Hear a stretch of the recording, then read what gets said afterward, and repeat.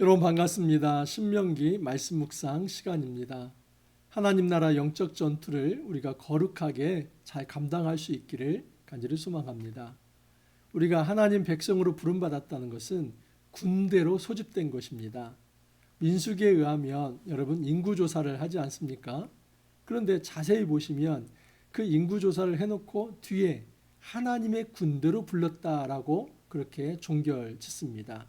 다시 말해서 이스라엘 백성 20세 이상의 이제 인구조사를 한 것은 하나님 군대를 모으기 위해서입니다. 여러분 광야에서 이처럼 하나님께서 군대를 모으신 이유가 무엇입니까? 그것은 가나안 땅에 들어가는 것은 믿음을 가졌다는 것은 단지 아무 수고도 없이 그냥 들어가는 것이 아니라 전쟁을 치러야만 합니다. 여러분 이것은 하나님의 전쟁이고 거룩한 전쟁입니다. 하나님께서는 가나안 땅을 약속하셨지만 단지 그냥 아무 생각도 없이 그냥 그곳에 들어가는 것이 아니라 그 믿음을 가졌다는 것은 싸울 용의가 있는 사람을 의미합니다. 내가 믿음을 가지고 한 발을 내딛는다 하는 것은 가나안 땅의 대적들과 싸우고자 하는 의지가 있어야 한다는 것입니다. 이 전투의식 이것이 매우 중요합니다. 우리가 하나님 나라 백성으로 부름을 받았는데 내가 군대로 소집되었다는 의식 없고 나는 전투의식을 가지고 살아가는 용사라고 하는 의식이 없다면 우리는 백전백패 할 수밖에 없습니다. 자, 그래서 오늘 말씀은 이제 하나님의 거룩한 전쟁의 원리가 무엇인지, 어떤 사람을 부르고 또 이 전투를 어떻게 감당해야 하는지 그 원리를 한번 살펴보겠습니다. 신명기 20장 1절에서 20절 말씀입니다. 내가 나가서 적군과 싸우려 할 때에 말과 병거와 백성이 너보다 많음을 볼지라도 그들을 두려워하지 말라. 애굽 땅에서 너를 인도하여 내신 내 하나님 여호와께서 너와 함께 하시느니라. 전투 원리 첫 번째 원리는 두려움이 없어야만 하는 것입니다. 목사님 어떻게 전투를 하는데 두려움이 없을 수 있습니까? 아무리 극기 훈련을 한다 할지라도 사람이 긴장도 되는 것이고 그 전투하기 전에 패닉에 빠질 수도 있고 두려워할 수 있는 거 아닙니까? 전투 현장에서 어떻게 두려움을 가지지 않을 수 있습니까? 근데 여러분 여기에서 이 두려움은 단지 우리 안에 있는 공포심이 아니라 이 두려움은 불신앙을 의미합니다. 언제든지 하나님께서 이 이스라엘 백성이 전투를 할 때는 먼저 하나님께 물어보게 되어 있습니다. 물어보지 않고 전투하는 일은 없습니다. 그래서 하나님께서 나아가라 할 때 전투가 이루어집니다. 그리고 하나님께서 나아가라고 할 때 반드시 하나님께서 너희를 그 대적을 이제 너희 손에 붙여놓겠노라. 이 말은 하나님께서 앞장서서 싸우시겠다는 겁니다. 자, 그러면 두려움이 어디에서 생기는 겁니까? 하나님께서 분명히 나가서 싸우라 말씀하시고 내가 승리를 주시겠다 약속을 하셨는데 그 약속을 제대로 신뢰하지 못할 때에 두려움은 생겨납니다. 우리 인간 안에 이 두려움이라고 하는 것은 신이 내재해 있지 않기 때문입니다. 내 마음 안에 하나님의 자리 잡지 않고 내가 내 자신의 주인이 될 때 우리는 다급한 상황, 위급한 상황에 이르게 되면 두려움이 먼저 찾아옵니다. 하나님 나라의 전투 원리, 제1 원리는 두려워하지 말라는 겁니다. 여호와께서 너와 함께 하시느니라. 우리가 꼭 기억해야 할 것은 두려워하지 않아야 할 이유가 하나님께서 앞장서서 싸우시기 때문이다 하는 것입니다. 이스라엘아 들으라. 너희가 오늘 너희의 대적과 싸우려고 나왔으니 마음에 겁내지 말며 두려워하지 말며 떨지 말며 그들로 말미암아 놀라지 말라. 너희 하나님 여호와는 너희와 함께 행하시며. 우리가 두려워해서는 안 됩니다. 왜요? 하나님께서 함께 하시기 때문입니다. 우리가 허튼 이제 어떤 내가 가지고 있는 사욕 때문에 함부로 분쟁을 일으켜서는 안 됩니다. 하지만 하나님 나라 영적 전투는 있을 수 있습니다. 공의를 세우기 위해서 또 사단의 권세를 파하기 위해서 죄와 사망의 권세를 파하기 위해서 우리가 영적 전투를 감행해야만 할 때가 있는데 그때에 우리는 어떤 대적의 강함을 보고 두려워하지 말아야만 합니다. 왜요? 하나님께서 우리와 함께 하신다고 약속하시기 때문입니다. 자, 두 번째 원리는 무엇이냐면 그 두려워하는 자는 또는 그 전투에 집중할 수 없는 자는 집으로 돌려보내라고 얘기를 합니다. 5절 이하를 보면 책임자들은 백성에게 말하여 이르기를 새 집을 건축하고 낙성식을 행하지 못한 자. 여러분 새 집을 하고 이 완공식 준공이 다 떨어졌는데 완공이 다 이제 됐다고 떨어졌는데 완공식을 못하면 이제 가서 전투에 나갔다가 죽기나 하면은 여러분 그 집이 새 집을 지어놓고도 기쁨을 누리지 못하는 거 아닙니까? 그러면 그 전투에 나간 사람이 지금 마음은 어디에 있습니까? 콩밭에 있는 것이죠. 내가 새 집을 지었는데 낙성식도 못했다. 그 전투에 집중할 수 없기 때문에 이 집중할 수 없는 사람을 일단 제외시키라는 겁니다. 또 포도원을 만들고 그 과실을 먹지 못한 자가 있느냐? 그는 집으로 돌아갈지니 전사하면 타인이 그 과실을 먹을까 하노니. 그래서 또 이제 포도원을 만들고 그 과실을 아직 먹지 못한 사람이 있다면 그 사람도 염려하고 이제 그렇게 전투에 집중할 수 없기 때문에 그 사람도 면제시켜라라고 얘기를 합니다. 여자와 약혼하고 그와 결혼하지 못한 자가 있느냐? 여러분 1년간이 되게 약혼 기간입니다. 근데 그 1년의 약혼 기간 동안에 만약에 전투에 나갔다면 마음이 어디 있겠습니까? 내가 여기서 죽으면 내가 어떻게 돌아가서 결혼할 수 있지?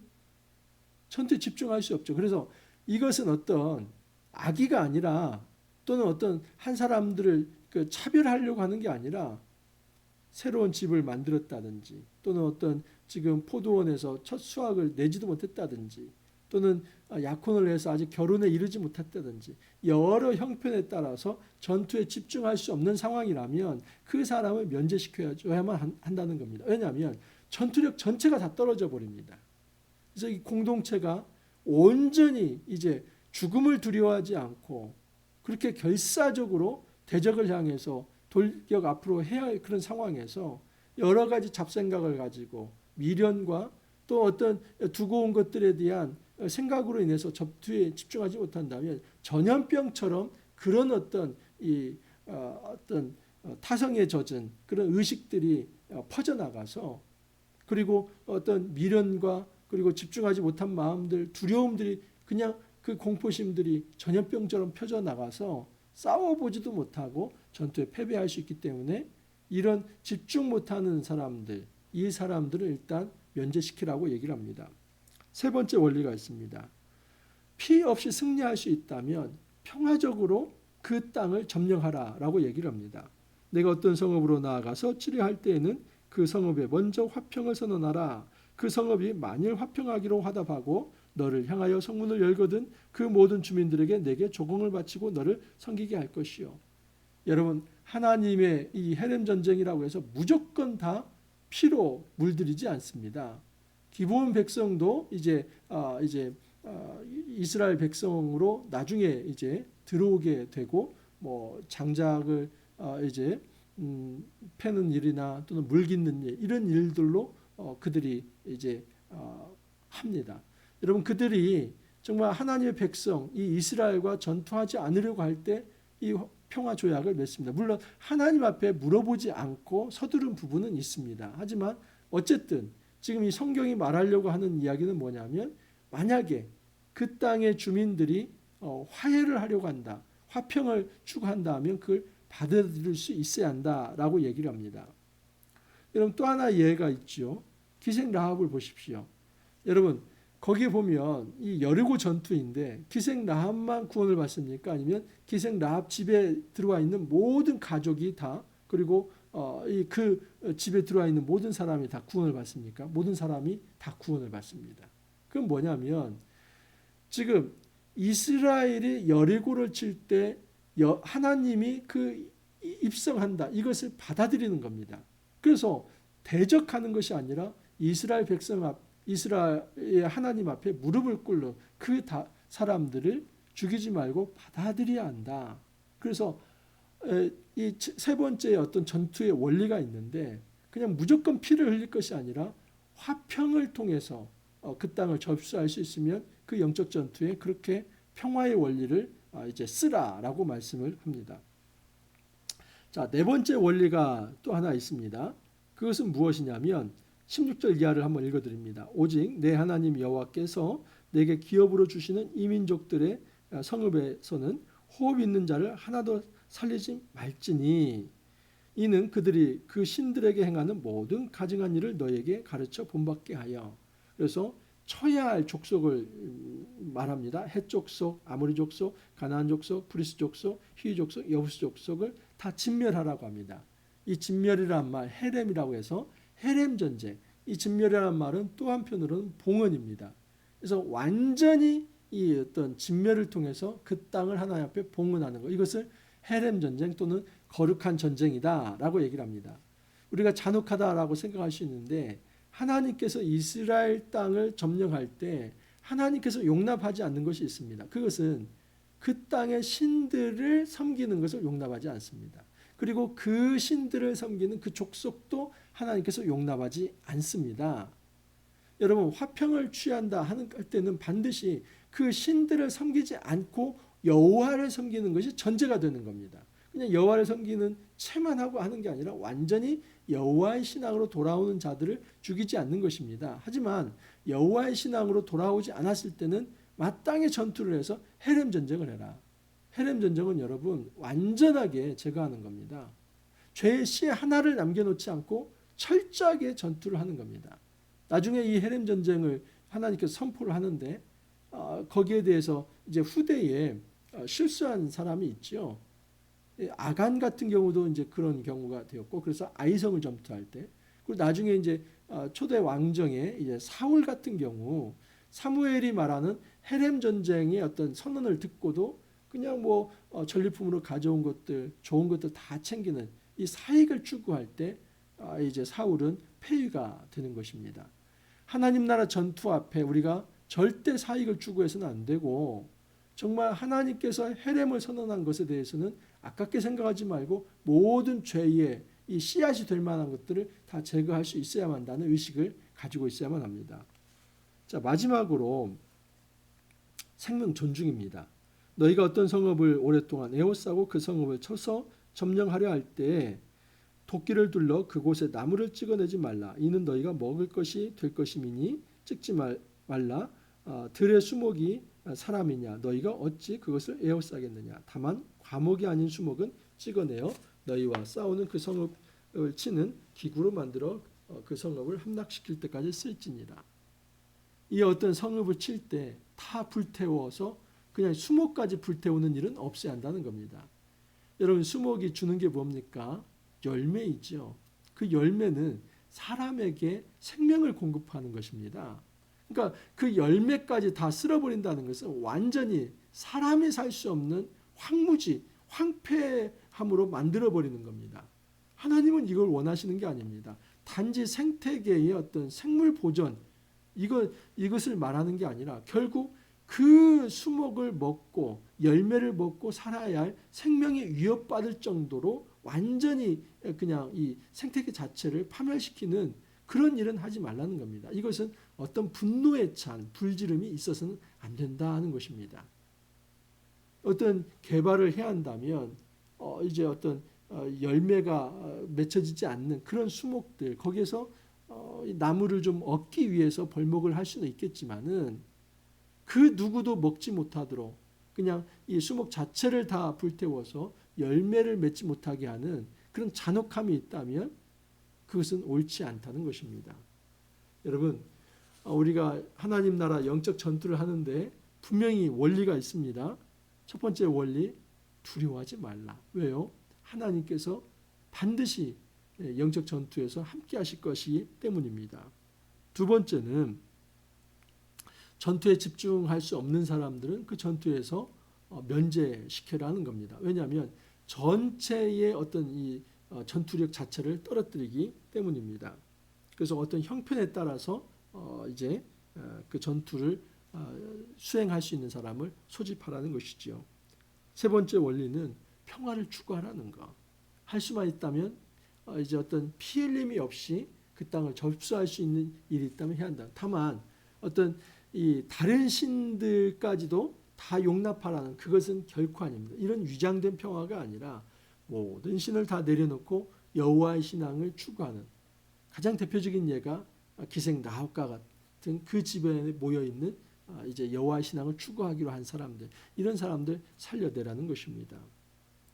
어떤 가증한 이 우상을 추구해서도 안 되고, 그리고 마지막으로는 이 생태계 자체를 파괴해서 모든 이 생명이 인간의 생명을 위협할 정도의 이 보복적 분노의 어떤 이 전투가 이루어져서는 안 된다는 것입니다. 우리가 부득이하게 이 영적 전투에 임할 때라 할지라도 이런 어떤 전투 원리를 가지고 정말 하나님 나라를 확장시키는 그런 영적 전투를 우리가 수행해 나갈 수 있기를 간절히 소망합니다. 하나님께서는 우리를 단지 사인이 아니라 공인으로 부르셨습니다. 우리 삶 속에서 하나님이 우리에게 맡겨주신 이 영적 전투가 무엇인지를 먼저는 헤아려 볼 필요가 있습니다. 저 같은 경우는 이제 목회를 제대로 잘하는 겁니다. 이것이 저에게 준 영적 전투입니다. 그래서 어떤 세속적 방식을 쓰지 않고 하나님 나라 이 영적 전투를 이 사단이 틈타지 못하도록 정말 거룩하고 또 사랑과 공의가 아주 균형 있게 이루어지는 모든 사람들의 생명으로 인도하는 그 이제 영적 전투에 있어서 최선을 다하고 책임감 있게 행동해야 할 몫이 저에게는 있습니다. 여러분들에게는 어떤 영적 전투가 있습니까? 다 자기 몫에 이 작은 십자가들이 있는데 그 영적 전투를 우리가 함부로 회피하기보다는 하나님께서 우리에게 맡겨주신 이 영적 전투를 믿음으로, 그리고 정말 말씀에 따라서 이 오늘 주신 이 신명기법의 원리에 따라서 잘 감당할 수 있기를 간절히 소망합니다. 기도합니다. 하나님, 우리를 단지 사인이 아니라 공인으로서 하나님 나라의 군대로 소집하여 불러주셨습니다. 우리가 하나님 나라 용사임에도 불구하고 전투의식을 잃고 살아갈 때가 너무도 많습니다. 사단은 호시탐탐 우리를 노리며 쓰러뜨리려고 합니다. 웅크리는 사자처럼 우리를 노려보고 있습니다.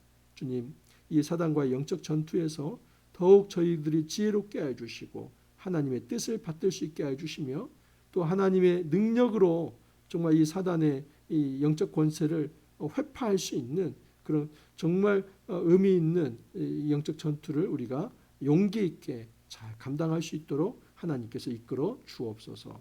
주님 감사하옵고 예수님 이름으로 기도하옵나이다. 아멘. 우리가 신명기 말씀이 이제 조금 더 깊이 들어가고 있습니다. 고대의 법전이지만 오늘날 충분히 적용 가능한 이 법의 원리들을 담고 있습니다. 우리가 사단과 영적 전투에서 오늘 말씀처럼 정말 하나님께서 동행하심을 믿고 두려워하지 말고 나가 맞서 싸움으로써 승리할 수 있기를 바랍니다. 오늘 하루도 여러분 승리하시고 또 내일 찾아뵙도록 하겠습니다. 감사합니다.